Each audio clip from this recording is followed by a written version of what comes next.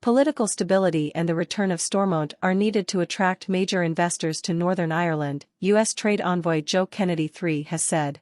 Mr. Kennedyt is leading a major trade delegation currently visiting Northern Ireland. Speaking in Londonderry, the United States Special Envoy said big investment requires stable government.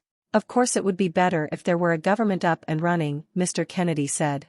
He added, if you are talking about making investments in the billions of dollars, you need to have that political stability. We hope that we come to a point quickly that we can get that political stability. It's been a message we have heard a number of times from members of our delegation. On Wednesday night, party leaders met delegates during a dinner at Stormont. Earlier this year, U.S. President Joe Biden promised the delegation when he visited Northern Ireland.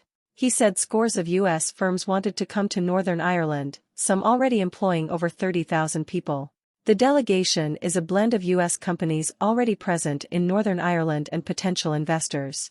Some new investment has been announced during the group's visit this week, and on Tuesday, the New York State Pension Fund's comptroller, Tom DiNapoli, said it is to invest up to $50 million, £41 million, in Northern Ireland businesses.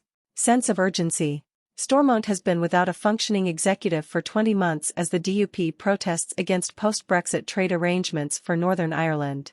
In recent weeks, both the Northern Ireland Secretary Chris Heaton-Harris and DUP leader Sir Geoffrey Donaldson have hinted at progress being made in talks about Stormont's return. However, the impasse continues.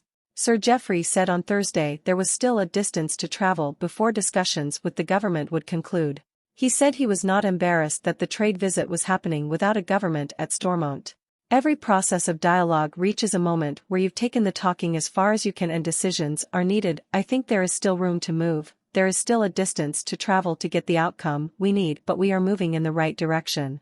I can't predict if we will get the solution that we need, but I will work night and day to get it.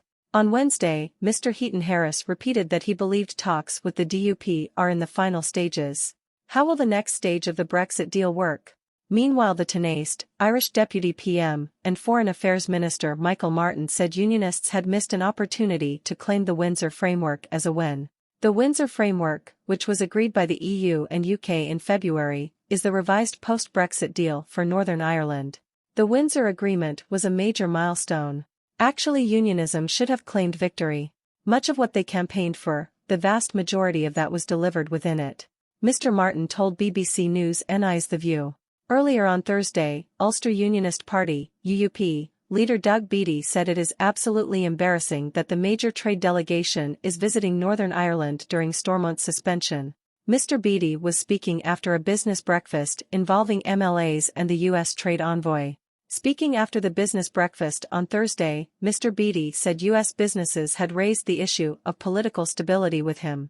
They did ask, when do we get to the stage of politicians being irrelevant? It is embarrassing that we don't have a government.